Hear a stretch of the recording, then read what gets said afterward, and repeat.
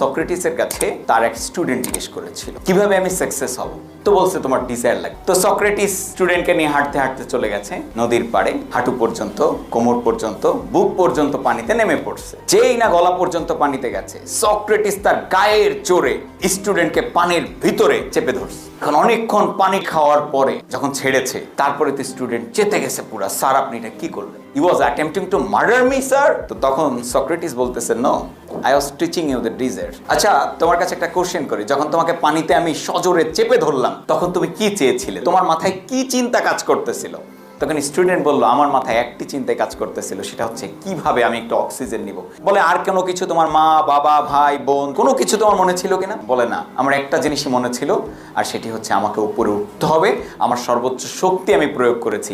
তো স্যার এবার বলল, দিস ইজ কল্ড ডিজায়ার। এইটা যখন কোনো কিছুর প্রতি তোমার আসবে, তোমার সাকসেসটা চলে আসবে।